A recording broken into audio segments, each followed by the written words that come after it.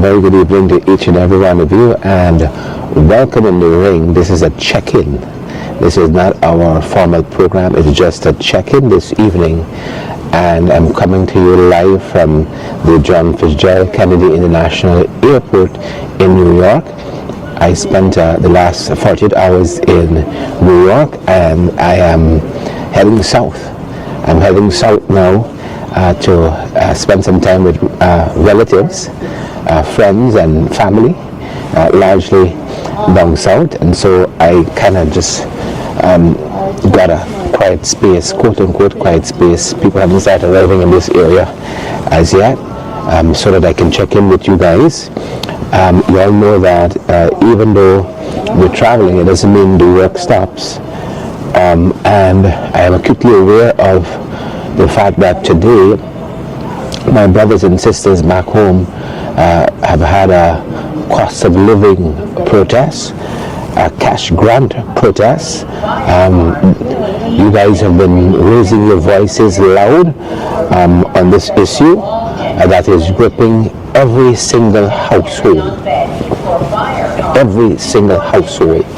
And I'm acutely aware of that we're in the midst of a cost of living crisis, albeit that's what we have. We have a cost of living crisis, and so tonight is not one of our lengthy programs, but it's an important program because we're going to get a chance to put a couple of things in perspective. As I said, we're traveling, but we are checking in with you folks and checking in with our colleagues back in Georgetown.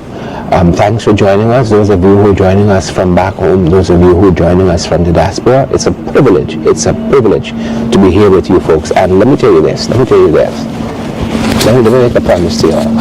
I am not going to complain at all moving forward about it being cold in Guyana ever again. I'm just not going to complain at all about it being cold back in Guyana, because it's cold here. It is cold here. I didn't want to come look into strange to y'all, so I said, well, I'm going to suffer for this, keep my neck warm at least. We're indoors here at JFK, and it's cold. It is cold. But enough of that. It's cold where cost of living is concerned, and that is what this checking is about. It is cold. So we have that other, we have a cost of living protest largely, but specifically calling for the cash grant that was promised. And the protest this morning was one of the clearest indications, clearest expressions yet about how Guyanese are feeling. And Guyanese are hurting financially, economically. This largesse that we have, this bounty that is oil and soon gas, we don't feel it. It's pressure on every household. It is pressure every day. Every day you go in the marketplace, you deal with a price shock. As we said on FYI this morning, I was looking at this graphic just quite recently. I think it was Stephen Vickery, I saw put it up. Eggs, is it 5 for 1,000? 3 for 1,000, I think I saw that. 3 for 1,000. Price shock. I was going through Standard News article this morning, how the cost of living affecting you. Every Monday they publish this article, and every week the concerns are the same. They are the same. Poverty is rising. We don't necessarily need an international organization to tell us this. This is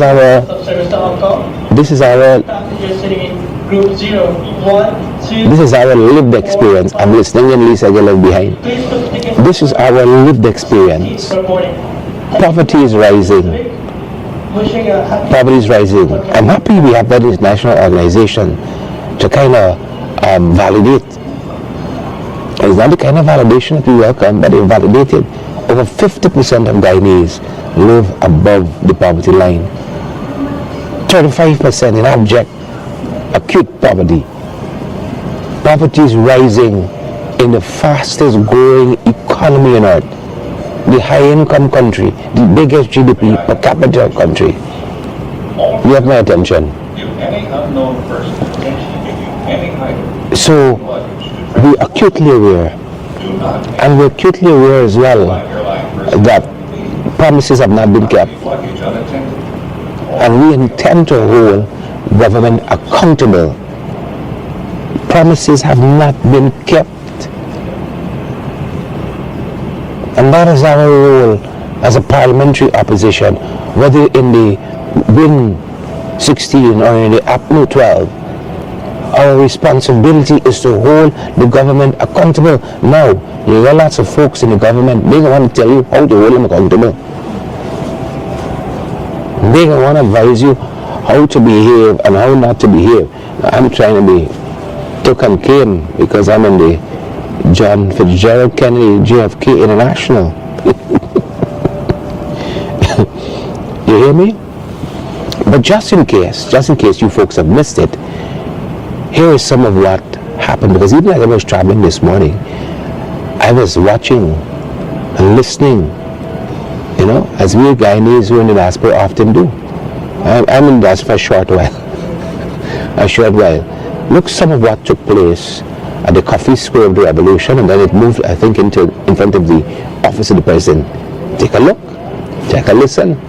What was presented to us in the media report of the Ministry of Finance, based on what was presented to us in the media that you have circulated, and based on our own knowledge of the oil production and so on, we believe that a minimum of 150,000 is what is feasible right now. The government can tell us no, 200,000 is feasible or 300,000 is feasible, and we say yay, but they cannot tell us that anything below 150,000, because we know, based on the limited information we have, that 150,000 is right now feasible, and more can come based on their calculation.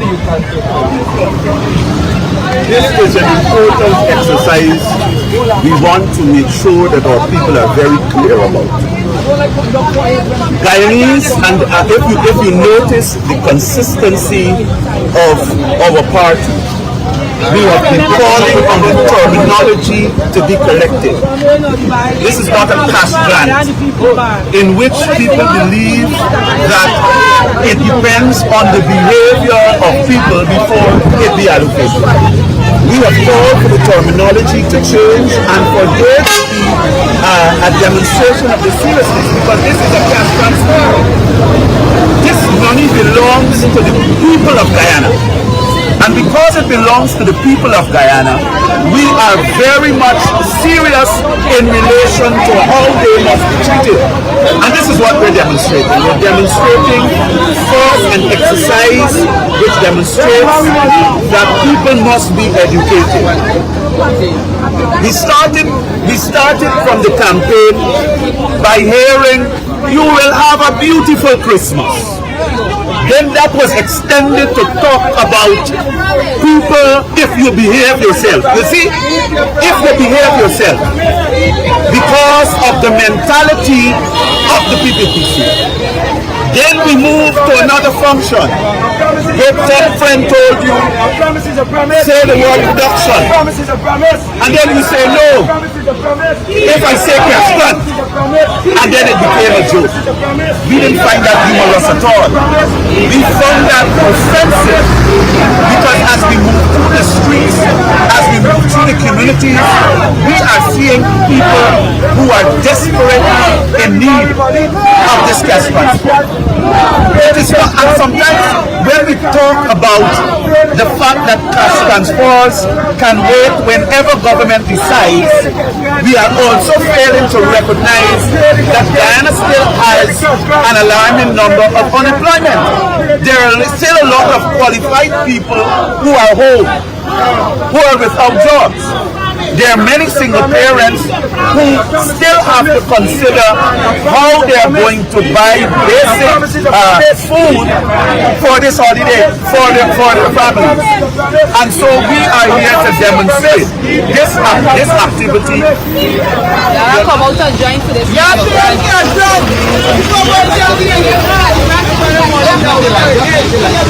Every time. Now we fighting for you. Yes.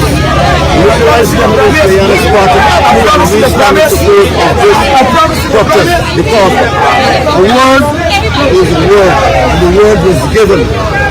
And because we stand with that word, we're saying, either deal with the one that gets out of office. The people facing government is illegitimate right now. We don't have a parliament. We don't have an opposition. We don't have a legitimate government. And it's time that we think in order of a no confidence motion on this government. Because the campaign promise was that you will give us the money. Now the money is needed and there's no money. So we're saying, if you can't keep your word, go! Hold up! That's to say fire! A promise is a promise. And only fools and lovers are fooled by promises. And we say to the people, this is government right now. A promise is a promise. If you don't keep the promise, you have a revolution in your hands. Sure! Rastafari! All right. So guys, we heard a lot there. Now for the next few days, weeks, couple of weeks. Once it's not a couple of months, you're all safe. And definitely not a couple of years. For the next couple of weeks, allow us to be in this check-in format. We just check in with you all. But let's break down some of what you just heard. You know, APNU Chief Whip in the National Assembly, my brother Ganesh Mahipal. Ganesh says nothing below $150,000 Ghana makes sense. And you know, we've done this costing, looking at what we're bringing in from oil and other revenue streams. $90 billion is 10% of income. We're spending $3 billion a day. We're withdrawing $1 billion from the national, from the Natural Resource Fund a day. What is that money doing? Spent correctly, Guyanese should not be hurting. Should not. And Ganesh is right. Nothing below $150,000 makes sense. And we're willing to engage the government. Because in some parts of this country, that is not even enough.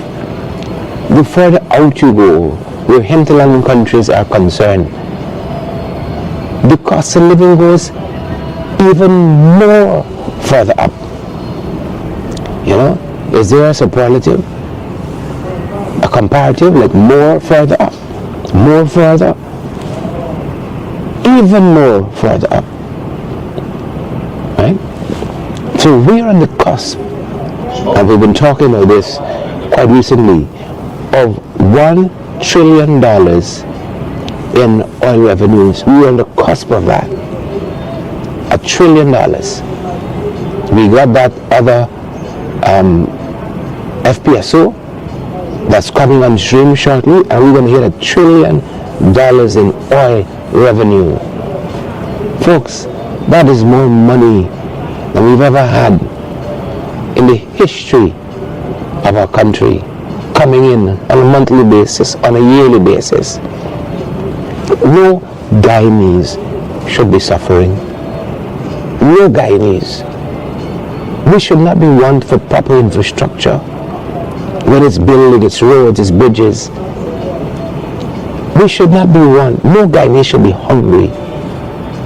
You're hungry by choice, not because you're compelled by circumstance, by necessity. And then we heard Dr. Todd as well talking about this is not a handout, it's the people's money. Reminding Guyanese that cash transfer is not charity. We think it's not charity if it is yours. And about a civic right, a share in our natural wealth, our national wealth. And I wanna encourage Guyanese. You see, in this era that we're in, we gotta retrain ourselves. We gotta rethink, right? We gotta go back to school in a sense. Change our mindset. Change our mindset. Our way of operating, our way of thinking. Because we believe we're begging for this thing. We're not begging for it. It is ours, all of us. Whether you identify as WIN, you identify as APNU, like I do, and proudly so. You identify as PPP, you have a right to. You know, I want everybody to be APNU. You identify as Forward Guyana, you identify as Assembly for Liberty. Whatever you identify yourself as, we have a right. We are a child not only of the universe, as the Siddhartha says. We have a right to be, to earn, to benefit. Whether you vote for the government or not. Just wanted to make that. And then we heard also the chant, if you're just joining us, we're breaking down the protest this morning. The crowd consistently, keep your promise. Keep your promise. Raw, organic, emotional. People feel betrayed. Unless the people don't behave themselves. But let's say the people got back into office on valid votes. The people behave themselves. You're around back there. You don't forget your promise now. People feel betrayed. People feel betrayed. And I think it was Ross Leon who was talking to the issue of the 200,000 promise. The 200,000 promise. Now, we did not even go all the way there. We did not even go all the way there. 150, we did the math. We understand what's happening in this country economically. And we think that this is a doable number. You know, the government could try to save face and take it even beyond the 150. You know, let me listen to wrap up because I know I'm losing the real estate here. So that being said, but I want folks to understand that border market, illicit non-market, Parika market, startup market. Cost of living is not just about grocery. It's not just about greens and provision. Cost of living affects every aspect of our lives in the country that we live in. Every aspect of it. Security, housing, electricity, water, transportation, you know, the relocation fears of people. And in my mind's eyes, I'm talking to you about that. I'm remembering our recent visit to EP Enterprise. Residents had a number of concerns. You know, it's funny. It's a bit funny now when I think about it. But as soon as we stepped out of that vehicle that we went to EP Enterprise with, one of the residents says, "You have to be careful. There's teeth bad in here. The teeth are bad in here." May I have your attention, please? You have it. Security is a concern. Right? House by house, people talked about missing items, poor lighting, unfinished roads. They talked about utilities that are far behind water. They don't have water in EP Enterprise. The families that are trying to build there are under pressure. As a matter of fact, residents told us that persons did not move into that area because of the fact those amenities weren't in. They were slow to occupy because those amenities were not there. And then you got Pericasi Dam that we were at also. Residents fearing to be displaced, dislocated. They haven't seen any written relocation plan, no compensation framework. They have no guarantees at all. They're just being pushed to move. Now, I know some of you, you're going to argue squatting is wrong, is illegal, they ain't got no rights. But oh God, we got dignity, and there should be dignity in housing our people. There is economic justice, and so while they may not have a right to the land, dignity alone should propel us to fix the system in a fair and equitable manner. Economic dignity.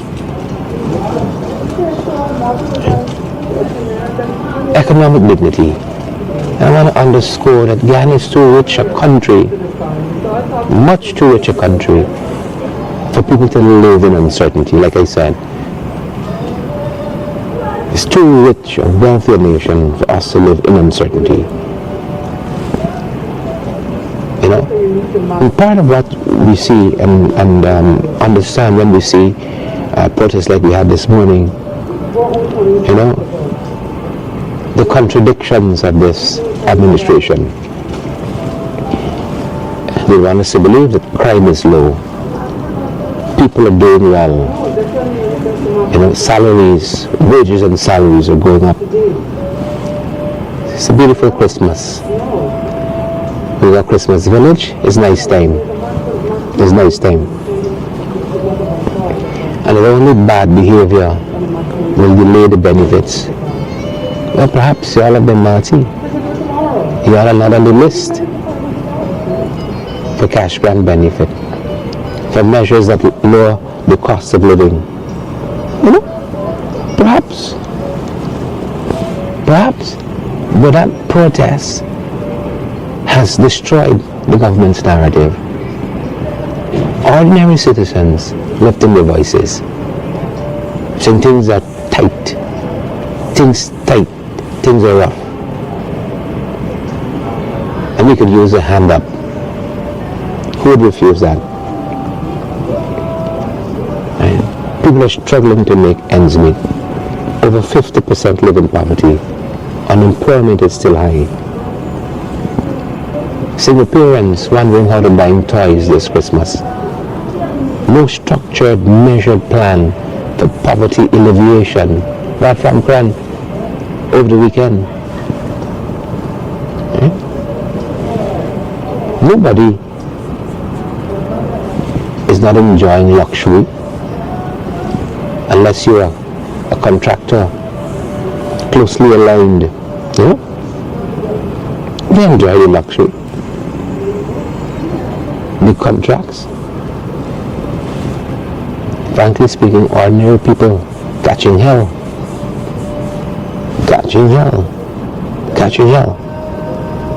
You know? This is why the protests will continue in one form or the next. You know, and there are other folks close to me, so I'm trying not to be disruptive at JFK International.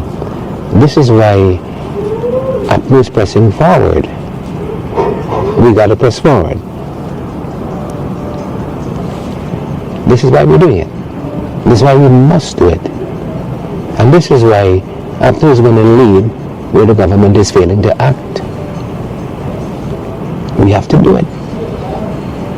If we don't, who will? Who will? If we don't, who will?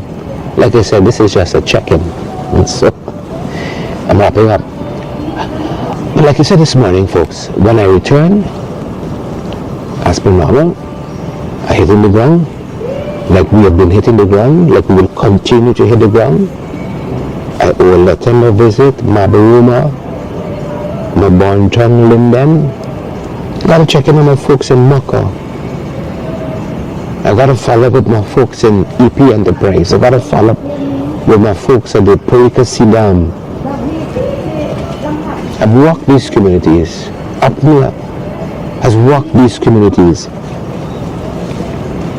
You know, like we've always done, and we will continue to do. We will continue to do. It's not something that is being done for show.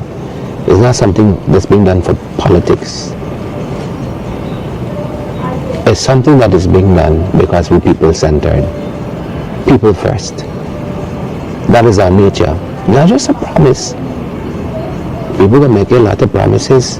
200,000 if you behave yourself. This is our nature, and we will continue to work in your interests, for you, on your behalf. As I said, not for show, not for politics, but because people deserve leadership that listens, leadership that genuinely cares, and that's what we're about. We will follow up, and we will stay present. That's what we're doing. And we keep our promises. That's what we're going to do. We're going to keep our promises. Right? We're going to keep our promises. That we deserve better. This thing belongs to us. It doesn't belong to anybody else. We deserve better. And we're going to continue to fight for that. Even from the core. We're going to continue to fight for that. So I'm wishing you guys a good evening, a safe night, and let me keep your gloves up. A luta continua.